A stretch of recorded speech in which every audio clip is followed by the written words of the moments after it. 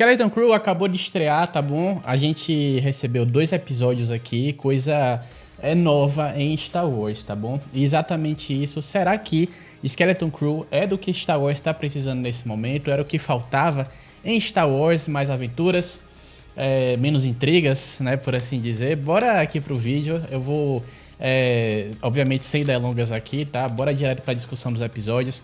Eu particularmente achei puro cinema, tá? Puro cinema Skeleton Crew, os 2 primeiros episódios. Super curti, super achei uma proposta diferente. Tenho algumas pouquíssimas ressalvas e muitas curiosidades. E eu acho que, obviamente, a gente não tá aqui pra criticar outras séries e por aí vai, mas @Diacolite, eu acho que é assim que você faz o mistério pra manter as pessoas intrigadas desde o começo, com premissas boas e tudo isso, tá bom? Então é claro que a gente vai comparar um pouquinho com outras séries de Star Wars, porque é isso que é a próxima obra de Star Wars. Então a gente tem que comparar com o que veio antes e o que vai vir depois pra gente tentar traçar esse paralelo, tá bom? Então assim, eu acho que tem um mistério muito bom aí, tá? Um mistério que pareceu muito que The Acolyte estava tentando fazer, sobre algumas coisas que a gente tem que assistir os próximos episódios, mas ao contrário dessa vez aqui, o nosso mistério, ele também se prende com uma boa história e bons personagens e boa atuação e por aí vai, tá bom? Bora pro episódio. Antes, se lembra, se inscreve no canal, deixa o like. Obviamente, ativa as notificações, tá bom? Pra você não perder mais vídeos como esse. É como eu sempre falo, tá? Primeiros episódios são aquele termômetro ali. Eu acho que foi melhor do que muitos premieres, né? Muitas estreias aí de séries. Eu achei, tá? Particularmente. Eu acho que Skeleton Crew tá nas boas mãos com Christopher Ford e John Watts. A trilha sonora do Mick Giacchino também tá muito boa, tá bom? E é o seguinte, e também do elenco também, tá? Não vou lembrar do nome de cabeça aqui, não pesquisei, porque isso aqui é mais de imediato mesmo. Acabei de assistir, vim aqui dar minha opinião e por aí vai. Mas é o seguinte, né? Eu falei, a série é boa, eu gostei da série, é melhor do que muita estreia por aí, inclusive séries de Star Wars, tá bom? Que depois vão pegar o ritmo aí, mas eu acho que Skeleton Crew, logo nos primeiros 30 minutos, 40 minutos, já pega um ritmo bom. Aí tem um pouquinho de declínio no ritmo e por aí vai, mas eu ainda achei uma série muito boa, tá? De resto, bora o seguinte, tá? Bora fazer episódio por episódio aqui, minha opinião, um consenso também, consenso meu, né? Mas digamos assim, bora fazer uma opinião minha mesmo, tá? Mas de resto é o seguinte, no primeiro episódio a gente é introduzido direto, tá? O nome do episódio é Isso Pode Ser Uma Aventura de Verdade. E de fato é uma aventura de verdade, tá? A gente tem a introdução dos personagens aqui, KB, Neil, Win e a Fern, tá? Eu fiz até um vídeo aí sobre as coisas que você precisa saber antes de ouvir falar sobre Skeleton Crew, antes de assistir Skeleton Crew, é claro. Mas a gente aqui é engraçado que ao mesmo tempo que a gente é introduzido para os 4 personagens, a gente parece ser introduzido só para 2 deles, obviamente o Win e a Fern. A gente tem o KB e o Neil mais como ajudantes, coadjuvantes, aqueles parceiros em crime realmente, do que realmente tem na introdução deles. A gente tem muito o Neil sendo, o Win sendo sonhador, a Fern sendo meio rebelde, mas obviamente assumindo aquele papel de líder, né? E é claro que é uma breve contradição, uma breve oposição, antítese, devo dizer, com a própria mãe que trabalha para o governo, tá? Da República. E a gente chega nisso daqui a pouco. Mas é uma breve antítese porque é engraçado, que ao mesmo tempo o pai do Win trabalha, tá? É um pai ausente e tal. Vive trabalhando, e ele é um cara muito responsável. O Win é muito responsável a ponto de ser uma criança e já ter que, sabe, cuidar das suas finanças, cuidar do que vai jantar, não vai ver o pai da semana toda e por aí vai, né? E assim, o pai é meio azeite, mas ele também é meio babaca, né? Tipo assim, nossa, você não está muito velho pra ouvir histórias, por aí vai, né? As histórias do Jedi, que a mãe dele contava pra Win quando ele crescia, né? Mas eu acho muito engraçado porque, ao mesmo tempo, você tem personagens que você tem as antíteses, né? É assim que as histórias se constroem, né? As antíteses com os pais, antíteses com os outros. Então, enquanto você tem uma pessoa que talvez a mãe esteja tentando estar mais presente na vida da filha, a Farah, né? Que é a agente do governo, e a Fern, né? Que é a filha dela. Você tem pais que se ausentam mais dos filhos ali, que é por causa de trabalho, por causa de tal, que é justamente a didática do Win, né? E obviamente você tem o Neil, que tem uma família muito presente, gêmeos, né? Tem gêmeos, um irmãozinho, aí também pai, mãe, tudo ali. E você tem a KB, que até agora é agregada, digamos assim, porque que a gente sabe menos da história, apesar de saber que ela é uma pessoa que sabe muito da tecnologia, conversores de potência, né? Essas coisas assim que ela estava procurando lá para a speeder bike que deu defeito.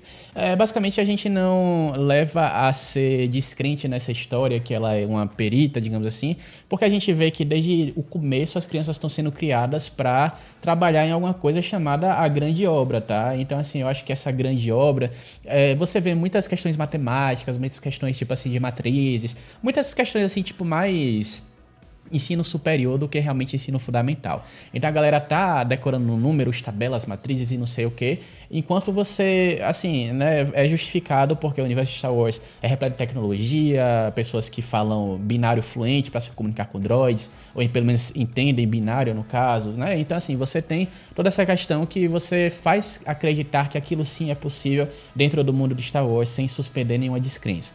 Falando em suspender descrença, exatamente isso que a gente vê no começo do episódio, tá? O comecinho do episódio ali, depois a gente passar pela introdução, que é muito bem feita por sinal, tá? É muito bem feita, é puro Star Wars, você tem lá uma coisa que, obviamente, eu acredito que Skeleton Crew não seja uma série para crianças, tá? Eu acho que Skeleton Crew é uma série de crianças, ponto. São séries de crianças protagonistas, mas você não vai me explicar que a série é pra criança, sendo que no primeiro momento você tem uma invasão pirata, a galera morrendo, a galera sendo jogada do espaço, e obviamente você tem aquela cena lá com o SM-33 passando a serra no pescoço do pirata lá, tá? Então assim, e você também tem alusões meio assim, né, ok? Ali no segundo episódio. Então não venha me dizer que isso aí é pra criança, tá bom?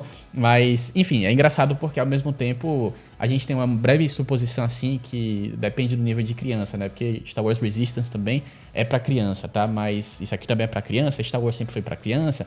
E Anakin no episódio 3, quando começou a matar um bocado de criança. E aí? Ainda continua pra criança, né? Tipo, eu exterminei como animais porque eles são animais. É uma coisa do tipo. Então, né? É pra criança. Tudo bem. Mas bora lá. Basicamente, tá, o que eu tava falando é o seguinte, você tem a suspensão da descrença, por quê? Porque você começa em um estilo de subúrbio ali, tá? Você tem ônibus escolares, carros, você tem tudo isso assim que, assim, para o mundo de Star Wars é muito estranho. Você vendo o trailer é muito estranho, você vendo de fora é muito estranho. Mas quando você já começa a acreditar na aventura, você já começa a ver o carisma dos personagens do Imp, que a gente é introduzido, né? Ele sempre sonhando, ser um Jedi, as histórias do Jedi e por aí vai. Você começa a acreditar porque você sustenta com uma boa história aquela sua ilusão, aquela sua fantasia, entende? Então eu acho que é muito legal você pegar e tá ao mesmo tempo usando um ambiente familiar, um subúrbio e por aí vai. Para as pessoas dos Estados Unidos, que é mais comum essa questão americana, né, dos subúrbios e tal, mas ao mesmo tempo, ali, não subúrbios, mas tipo assim, aquelas casas toda, sabe, tipo, todo filme de anos 90, 2000, da Sessão da Tarde, por aí vai, pois é, exatamente. Então assim, eu acho que no momento que você traz um pouco o familiar e você tenta explorar esse fantástico, você consegue fazer a junção muito boa dessas duas e você consegue contar a sua história sem você desacreditar que aquilo se passa na galáxia de Star Wars. Afinal, a galáxia de Star Wars é muito grande, possibilidades infinitas. Então assim, não tem por que um planeta não estar diferente de um restante da galáxia naquela época. A gente também não sabe muita coisa da tecnologia de Star Wars de planeta por planeta, coisas que são únicas de planetas e por aí vai. Inclusive porque tem todo o mistério aí do planeta que a gente já vai pra ele, então talvez seria um pouco muito mais justificado também ter isso, tá? Eu devo dizer que é o seguinte, tá? Fora o paralelo das crianças e tal, eu devo voltar ali para o que eu estava dizendo sobre a tal da grande obra. A grande obra, acho que quem leu Alta República conheceria um pouco mais da grande obra, digamos assim. Eu não sei se é a mesma coisa, mas basicamente a grande obra é aquele negócio lá proposto pela Lina Só, que os cidadãos da República se mobilizassem para criar, por exemplo, um farol estelar. Os faróis estelares que comunicavam-se entre os vários setores, partes da galáxia, e eram os faróis. Então, resumindo tudo, são obras da República, tá? E de novo, República, não Nova República, mas é uma coisa que a gente também volta para lá, tá? Sobre as crianças, como eu falei, essa grande obra são as demandas infantis. A gente tem provas, as provas delas, as expectativas em cima delas também. E também relata muito essa parada, acaba resumindo muito bem aí toda a proposta da série, que é aquela série de amadurecimento, as crianças tentando encontrar seu lugar e por aí vai, tá? Então, eu notei muita similaridade não ironicamente com a Turma da Mônica, tá? A Turma da Mônica onde você tem a líder, você tem o coadjuvante engraçadinho e por aí vai, né? Você tem o cara que é mais atrapalhado, você tem o cara mais carismático, você tem a menina que só acompanha. Me pareceu muito. Acabei a Magali, a Fern, a Mônica, o Win, mais ou menos o Cascão, entendeu? Ficou muito parecendo o Cascão, por causa de motivos demais, o cara, sabe, engraçadinho mesmo. Ele é menos o Cebolinha porque ele não planeja muitas coisas, entendeu? Mas ele é mais o Cascão porque ele tá lá na aventura e ele é o cara mais carismático da parada. Ao menos o Cascão sempre foi o mais carismático pra mim. E obviamente, o Neil, ele é o Chico Bento, né? Assim, ele é o agregado ali do Chico Bento. Inclusive porque ele também é o agregado na história, porque ele não quer estar lá. Ele só quer acompanhar todo mundo na jornada. Mas ele é o cara... Ele é o segundo mais engraçado e mais carismático e mais, tipo, o fofinho da parada, assim, que nem o Chico Bento é com suas histórias na Turma da Mônica, tá bom? Então, carismático é isso, me lembrou muito, assim, mas também é só questão de similaridade com o nosso cotidiano e por aí vai. Eu gostei muito disso. Eu não gostei, assim, tipo, relativamente, assim, o Neil, tá? O Neil eu achei... na verdade, o visual do Neil. O Neil eu gostei do cabelinho e tal, mas é porque eu acho que Star Wars ainda tá tentando se encontrar entre os animatrônicos e entre o CGI. Eu acho que ficou um pouquinho na cara ali que o Neil era muito CGI, que você vê os olhos muito esbugalhados, sabe? Às vezes muito, sabe? Tipo assim, nossa, sabe? Eu achei um pouco estranho, tirou um pouco da percepção ali de tipo, nossa... Estão tentando fazer muito contraste entre coisas reais, aqueles subúrbios que eu tava falando, até a Itoriana lá, que andava com um cachorrinho, digamos assim, e de repente você tem um alienígena que parece não pertencer ali, sabe? É uma coisa muito estranha, porque ao mesmo tempo o Neil, eu não achei que ele ficou muito... Eu tô vendo o Neil na série, eu tô vendo alguma coisa de Star Wars acontecendo, enquanto que você vê aquele vilão pirata, aquele raposa, sei lá o que você vê um animal em Star Wars, você vê um alien em Star Wars, você vê aquilo acontecendo diante dos seus olhos, mas você... Enfim, ele pertence ali, entendeu? O Neil meio que ficou fora do lugar por causa daquele CGI diferente, assim, que eu achei, tá? Isso, eu acho que eu cobri muito aqui do primeiro episódio, é claro, sobre a suspensão. Eu gostei muito das crianças, né? Atitudes reais, crianças reais, falas reais, movimentos reais e por aí vai. Você tem muita coisa muito da hora ali, porque você tem atuações muito boas, um elenco muito bom, um carisma muito bom entre eles. Você tem história muito boa, uma premissa de história muito boa. Ao achar lá a nave, né, que é chamada Onyx Cinder, pelos bastidores a gente sabe que é Onyx Cinder o nome dela, que tem um primeiro imediato lá, o SM-33, um androide muito da hora. Referências muito boas. Referências. Holiday Special, quem viu. Nave e o cofre, é claro, a nave e o cofre, a primeira cena.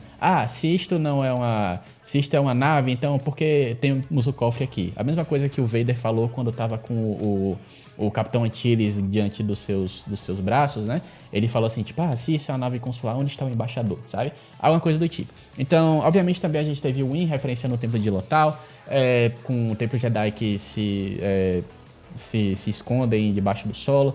A gente teve também...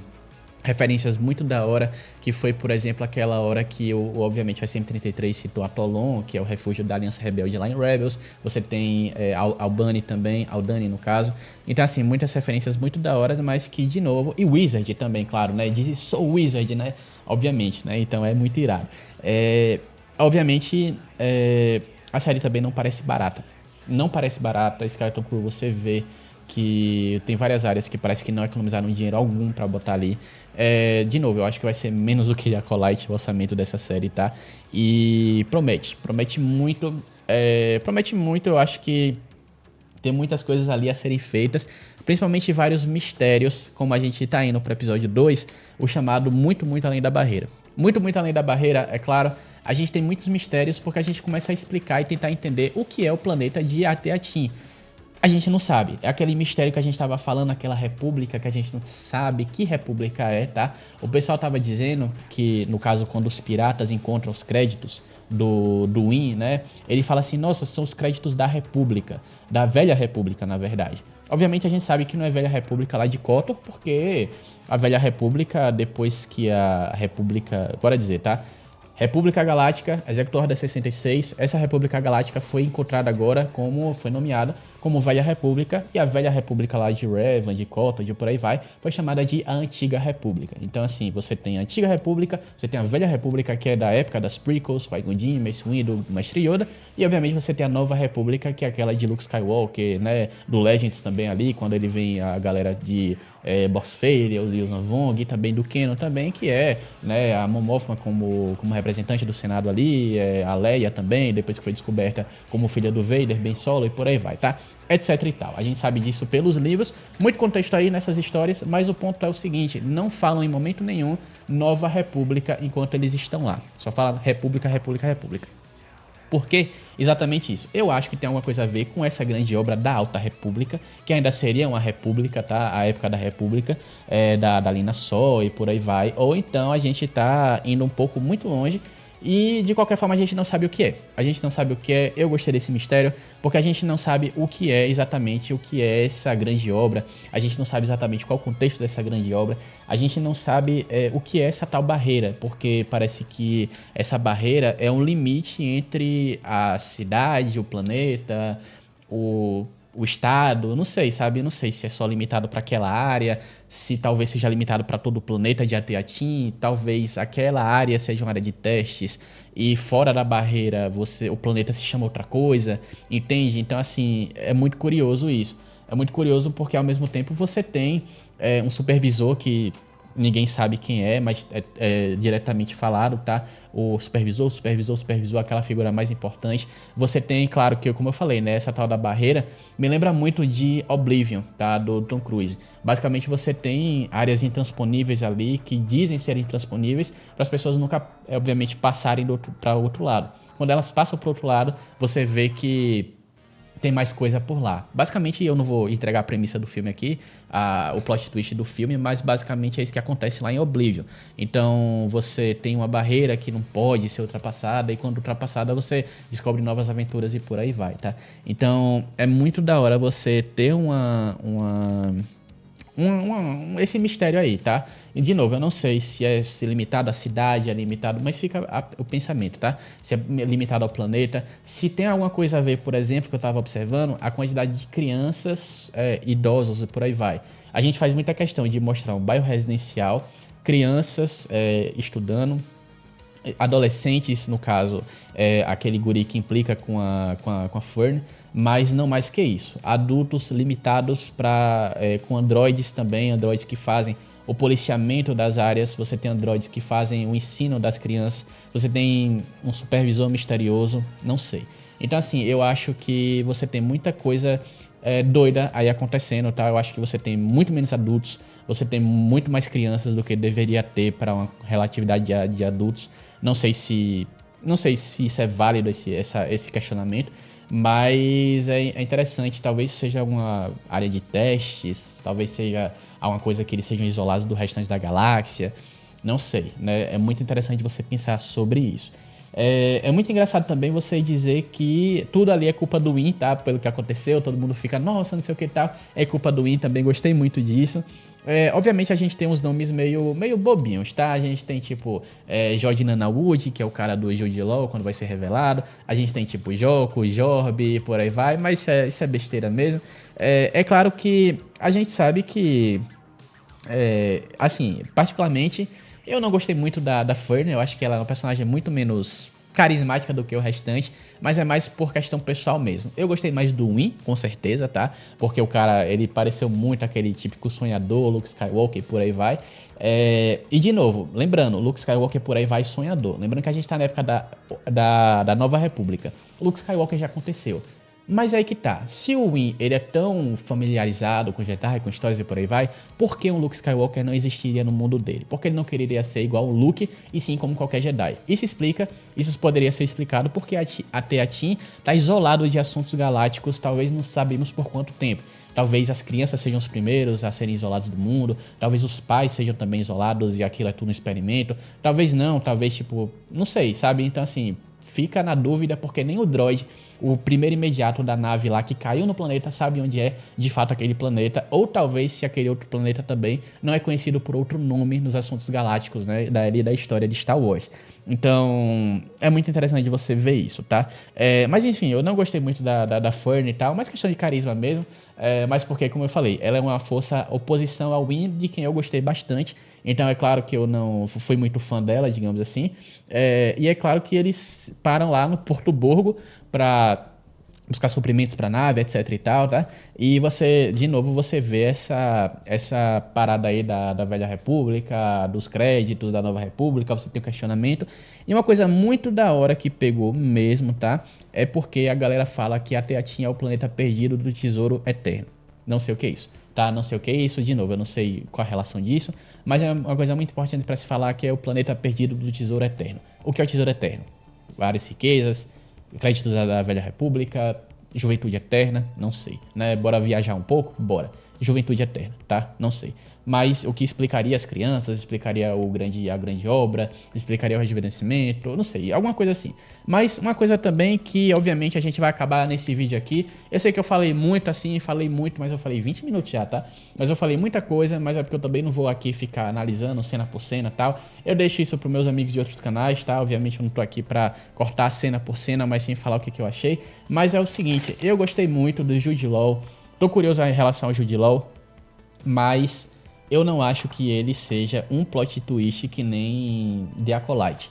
Nossa, quem é o estranho? Nossa, quem não sei o quê. Não, é o Kimi, a gente já sabe, tá, ok. Não foi óbvio. Quem é o pirata do começo que aparece desmascarado e tem a tripulação fazendo motim em nome dele? Né? É o Jude Law. Então assim, é óbvio, é óbvio.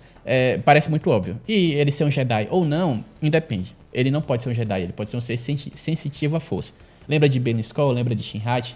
Eles são Jedi? Não. Eles são Sith? Não. Eles são mercenários. Mercenários a mando do Throne, mercenários a mando da Mal Elsbeth e por aí vai. Então assim, eu acho que tem um potencial aí.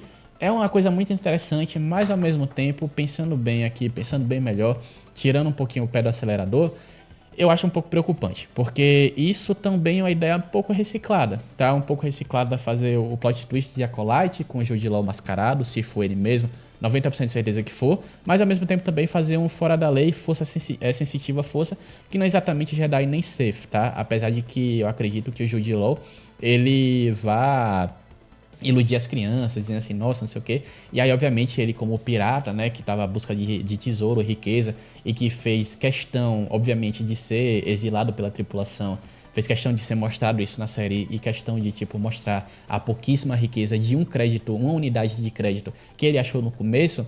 Faz muito sentido ele ser o cara que eventualmente encontre-se com a Teatin, ajude as crianças a chegar no tesouro e elas passem a acreditar justamente porque o Win acredita nele, porque ele é um Jedi, né? Então você tem essa dinâmica aí a partir daí, a partir desse episódio aqui na série que a gente assiste, tá bom? Então é isso, o primeiro episódio, isso pode ser uma aventura de verdade e de fato foi uma aventura de verdade aos mods de Star Wars. Como diríamos aqui no Império, isso foi puro cinema, tá bom? Episódio 2, muito, muito além da barreira e é claro, o episódio 3 da semana que vem, eu não sei, mas obviamente eu acho que eu estarei aqui também pra falar sobre. Lembrando que a gente tem também episódios no Natal e no Ano Novo, então bora ver quais são esses episódios também. E eu ouvi dizer também que tem um pouquinho do episódio do Neil também, então, como eu falei, se esses dois primeiros episódios foi mais do Win e da Fern, talvez a gente veja mais episódios aí focados no Neil, focados na KB, pra gente saber mais um pouco. Porque a gente sabe que, de novo, a KB eu acho que foi menos explorada do que todo mundo, mas ainda assim vê um monte de potencial em relação a ela, tá bom?